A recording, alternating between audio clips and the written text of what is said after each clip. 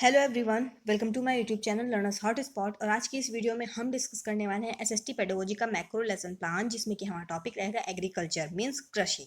तो यहाँ पे प्लान नंबर 7 दे रखा है। तो इससे ये क्लियर होता है कि इससे पहले हम ऑलरेडी 6 टॉपिक्स पर लेसन प्लान को पूरा अच्छे से डिटेल में समझ चुके हैं, जिसमें कि हमारे टॉपिक रह चुके हैं पृथ्वी और चंद्रमा, पृथ्वी की आंतरिक संरचना, पृथ्वी की गतियाँ, जहांगीर और शाहजहां, हमारा संविधान, वायुमंडल।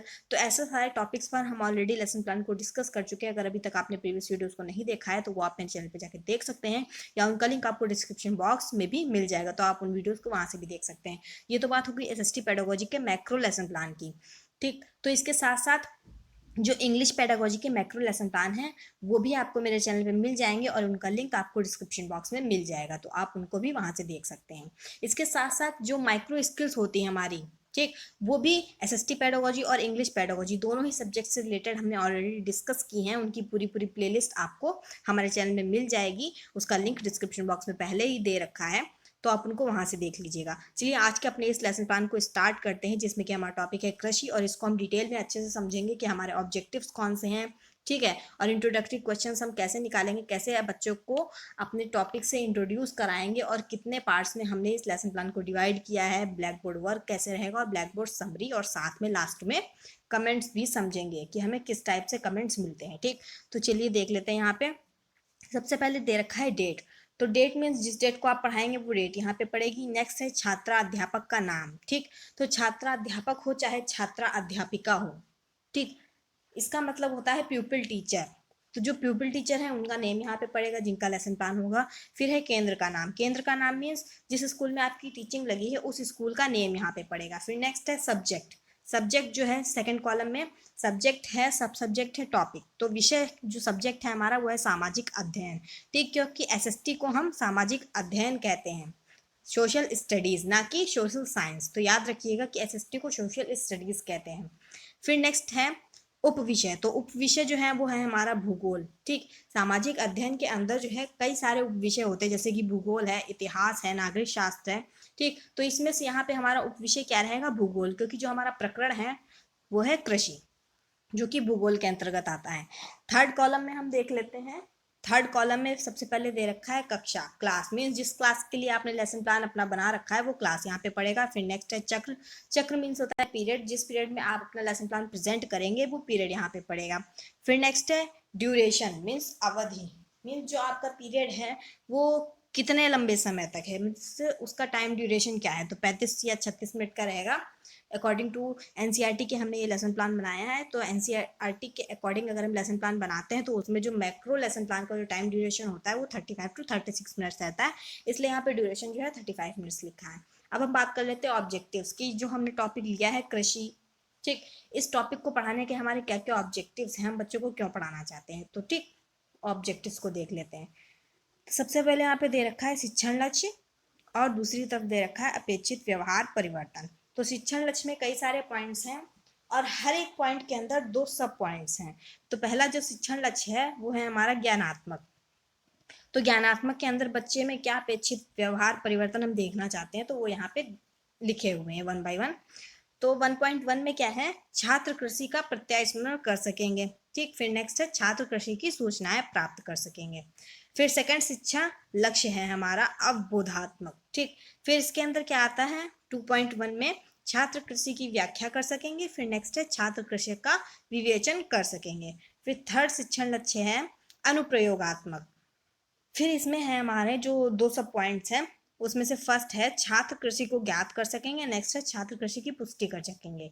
अब फोर्थ जो हमारा शिक्षण लक्ष्य है वो है कौशलात्मक। ठीक, मीन्स स्किल की बात हो रही है यहाँ पे। तो 4.1 है हमारा छात्र कृषि का अंकन कर सकेंगे। फिर 4.2 है छात्र कृषि से संबंधित सूचनाओं को संग्रह कर सकेंगे। फिफ्थ पॉइंट है रुचियात्मक, मीन्स जो फिफ्थ शिक्षण लक्ष्य है वो हमारा रुचियात्मक है, मीन्स बच्चों के इंटरेस्ट की बात हो रही है कि बच्चों के अंदर इंटरेस्ट कैसे डेवलप करेंगे। तो 5.1 जो है वो है छात्र भ्रमण करके जानकारी प्राप्त कर सकेंगे। फिर 5.2 है छात्र अध्ययन के दौरान उचित क्रियाकलाप कर सकेंगे। ठीक, फिर 6 जो हमारा लास्ट शिक्षण लक्ष्य है वो है अभिवृत्त्यात्मक, जिसमें कि 6.1 में है छात्र कृषि का अध्ययन करेंगे। फिर 6.2 है छात्र भूगोल की दृष्टि से मूल्यांकन करेंगे। ठीक, तो ये सभी हमारे हो गए ऑब्जेक्टिव्स, उद्देश्य, कि मीन्स इस टॉपिक के थ्रू हम क्या हमारे ऑब्जेक्टिव्स हैं, इस टॉपिक को लेकर हम बच्चों को क्यों पढ़ाना चाहते हैं। ठीक, अब इसके बाद बात आती है सहायक सामग्री की। तो सहायक सामग्री मीन्स मटेरियल एड्स भी जिसको कहते हैं, जैसे कि यहाँ पे लिखा हुआ है मटेरियल एड्स, जिसको हम टीएलएम्स या टीचिंग लर्निंग मटेरियल्स भी कहते हैं।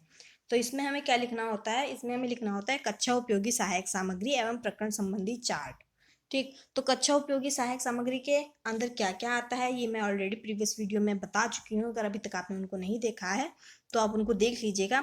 फिलहाल मैं यहाँ पर भी बता दे रही हूँ कि कक्षा उपयोगी सहायक सामग्री के अंदर जो है हमारा क्या क्या चीज़ें आती हैं। जिसमें जो चीज़ें आती हैं वो है black board, black board, roller white board, chalk, duster और पॉइंटर। ठीक, तो ये जो चीज़ें होती हैं ये हमें अपने आप से ले जानी होती हैं, वहाँ का हमें यूज़ नहीं करना होता है। हम अपने पास से ले जाएंगे और इनको ही हम क्लासरूम इक्विपमेंट्स बोलते हैं। ठीक, और इसके साथ में क्या है, प्रकरण संबंधी चार्ट, मीन्स अगर आपने अपने टॉपिक से रिलेटेड कोई चार्ट बनाया है तो चार्ट यहाँ पे लिखिए। अदरवाइज अगर आपने रियल ऑब्जेक्ट या मॉडल वगैरह कुछ यूज़ किया है तो वो यहाँ पे लिख सकते हैं। ठीक, फिर नेक्स्ट है पूर्व ज्ञान, मीन्स प्रीवियस नॉलेज।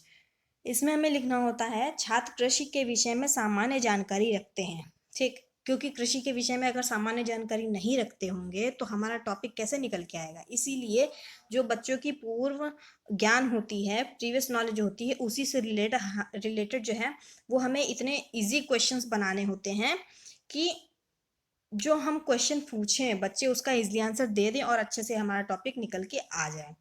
तो अब इसके बाद है प्रस्तावना। तो मीन्स जो प्रस्तावना प्रश्न पूछे जाते हैं अब वो यहाँ पे वो प्रश्न पूछे जाएंगे। तो यहाँ पे फर्स्ट क्वेश्चन है भूख लगने पर हम क्या खाते हैं। तो इसका आंसर क्या आएगा, खाना। फिर नेक्स्ट क्वेश्चन है खाने में आप क्या खाते हैं। इसका आंसर है दाल, चावल, सब्जी, रोटी आदि। जो भी है वो सब बच्चे बताएंगे अपनी अपनी पसंद की। फिर थर्ड क्वेश्चन है सब्जियां कौन उगाता है। तो कौन उगाता है, किसान उगाते हैं। ठीक, फिर फोर्थ क्वेश्चन है किसान क्या काम करते हैं। तो कृषि करते हैं। अब देखिए यहाँ पे फोर्थ क्वेश्चन में जो है उसका आंसर जो है वो हमारा टॉपिक आ चुका है कृषि, और कृषि ही हमारा टॉपिक था, वही हमें चाहिए था। ठीक, तो अब जो फिफ्थ क्वेश्चन बनेगा वो समस्यात्मक बनेगा। तो फिफ्थ क्वेश्चन हमने बनाया है यहाँ पे कृषि के बारे में आप क्या जानते हैं। तो ये हमारा प्रॉब्लमेटिक हो गया, समस्यात्मक हो गया। तो इस टाइप से हमारा जो प्रस्तावना प्रश्न होते हैं या प्रस्तावना प्रश्न वाला जो पोर्शन होता है वो भी अच्छे से कंप्लीट हो जाएगा। इसके बाद हमें उद्देश्य कथन बोलना होता है, स्टेटमेंट ऑफ एम, जिसमें हमें बोलना होता है छात्रों आज हम कृषि के बारे में विस्तृत अध्ययन करेंगे। ठीक, फिर इसके बाद आपकी प्रेजेंटेशन स्टार्ट होगी और अब आप पढ़ाना शुरू करेंगे। तो जैसे जिस टाइप से ये टेबल बनी हुई है ऐसे ही बिल्कुल टेबल बनी होती है और जिस कॉलम में जो लिखा है वो चीज़ वहीं पे लिखनी होती है। ठीक, तो शिक्षण बिंदु में जो है पहला कॉलम जो है शिक्षण बिंदु का है, मीन्स टीचिंग पॉइंट। तो इसमें हमें किस चीज़ के बारे में बताना है वो यहाँ पे लिखना है। तो हम कृषि के बारे में समझा रहे हैं तो यहाँ पे कृषि लिखा है। फिर नेक्स्ट कॉलम है EBOS, इसमें जो हमारे शिक्षण लक्ष्य थे उसके जो है वो नंबर्स पड़े यहाँ पे। ठीक, वो किस हिसाब से पढ़ेंगे अभी हम आगे बताएंगे, पहले थोड़ा सा हम एक्सप्लेनेशन वाला पोर्शन देखेंगे फिर इसको समझ में आएगा। ठीक, फिर थर्ड कॉलम है प्यूपिल टीचर एक्टिविटी, मीन्स आप इसमें जो भी समझाएंगे, क्वेश्चंस पूछेंगे या कुछ भी करेंगे तो वो सब यहाँ पे लिखना है। फिर थर्ड कॉलम के बाद फोर्थ कॉलम जो है वो है छात्र क्रियाएं, मीन्स स्टूडेंट एक्टिविटी, मीन्स जब प्यूपिल टीचर एक्टिविटी हो रही है तो उस टाइम पे स्टूडेंट्स क्या कर रहे हैं वो यहाँ पे लिखना है। फिर जो है फिफ्थ कॉलम है युक्तियां तथा विधियां, मीन्स आपने किस मेथड का यूज किया है, डिवाइस मेथड्स कौन से हैं आपके। फिर जो लास्ट कॉलम है वो श्याम पटकार का है, मीन्स इसमें जो है ब्लैक बोर्ड वर्क जो है वो लिखा जाएगा और लिख करके पेस्ट करना है यहाँ पे। तो अब देख लेते हैं कि इसमें क्या है। जैसे शिक्षण बिंदु में कृषि लिखा है। ठीक, फिर अब ये इधर थर्ड वाले कॉलम में आ जाते हैं प्यूपिल टीचर एक्टिविटी में। तो इसमें सबसे पहले जो हमें फर्स्ट पोर्शन का एक्सप्लेनेशन है वो स्टार्ट होता है स्पष्टीकरण हेडिंग डाल के, क्योंकि हमें एक्सप्लेन करने वाले हैं तो स्पष्टीकरण हेडिंग पड़ेगी।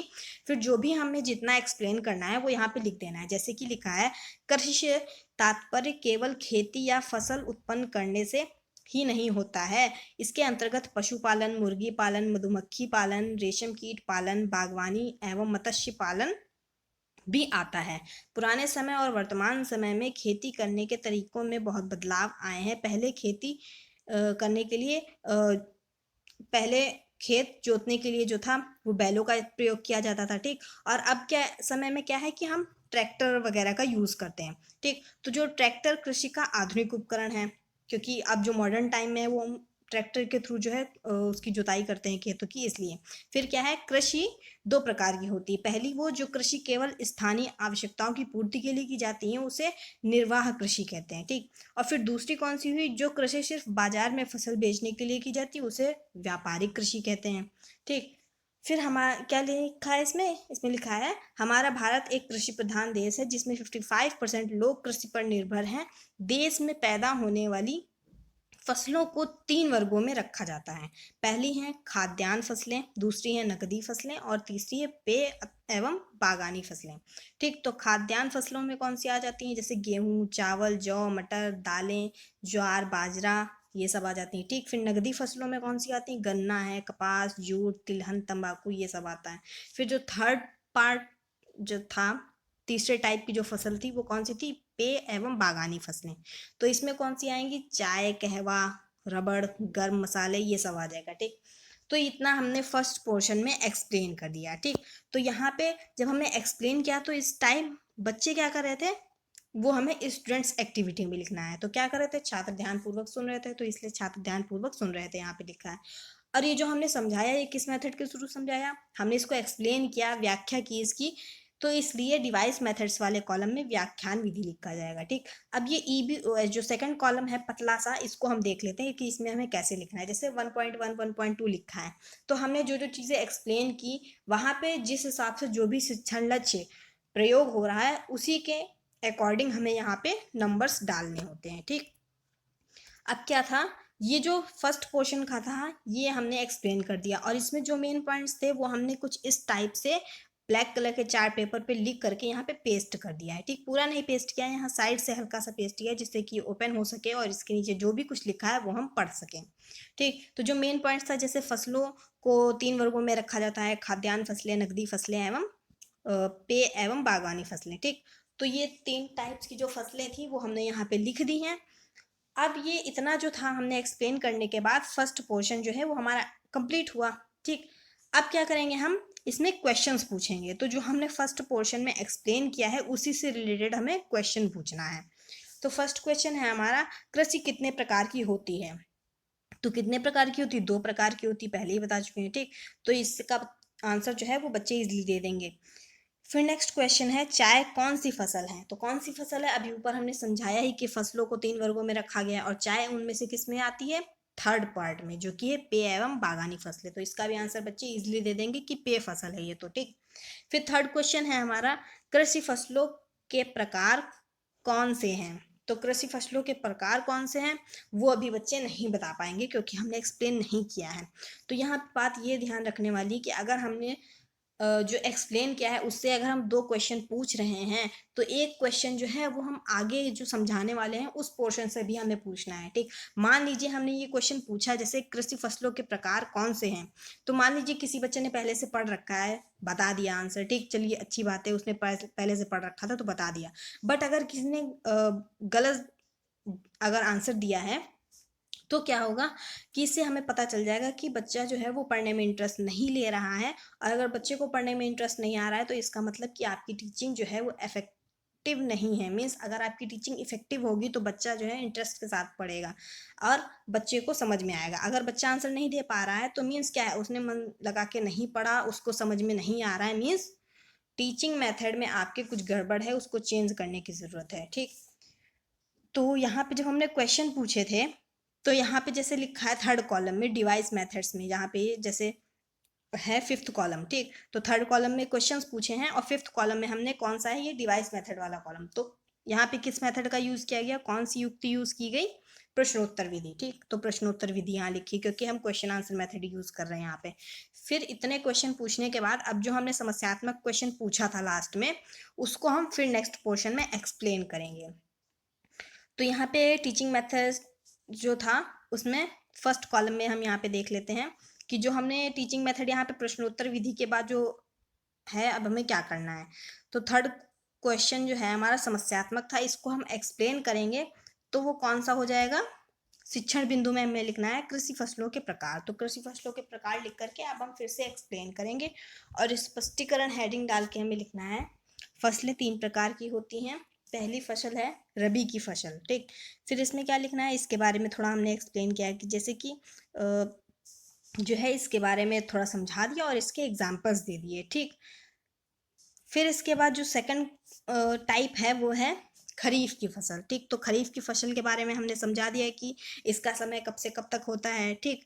जैसे कि रबी की फसल में क्या है कि समय जो है इसका कब से, जाड़े के प्रारंभ से बोना शुरू करते हैं और ग्रीष्म का जो होता है ग्रीष्म ऋतु के प्रारंभ में काट लेते हैं, ठीक।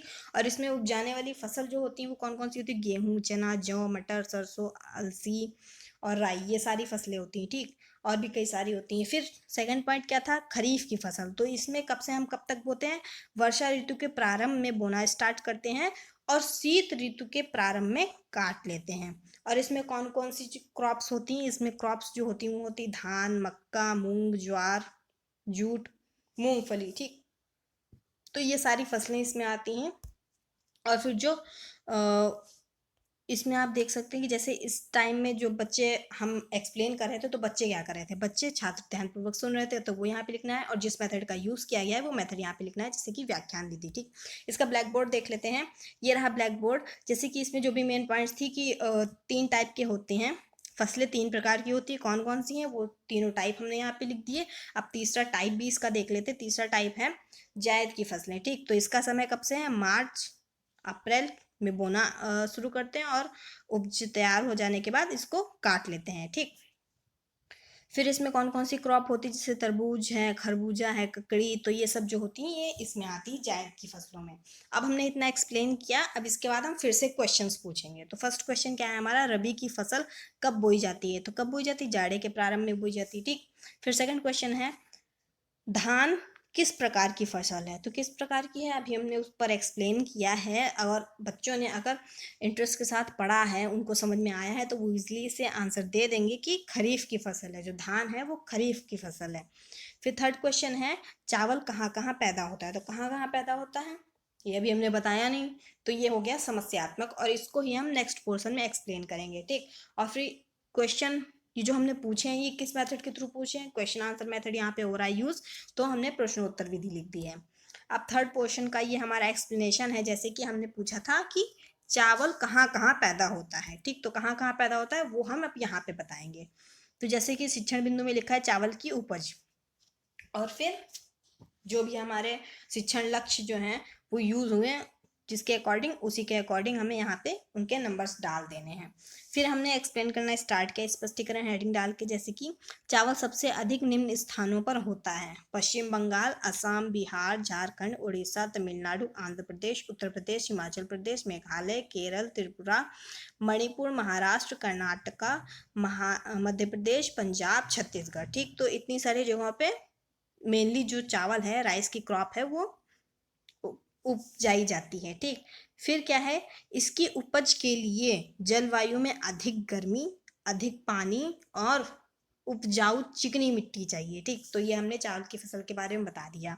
अब जब हम ये एक्सप्लेन करें तो बच्चे ध्यानपूर्वक सुन रहे थे, तो इसलिए स्टूडेंट्स एक्टिविटी में लिखा है छात्र ध्यानपूर्वक सुनते हैं।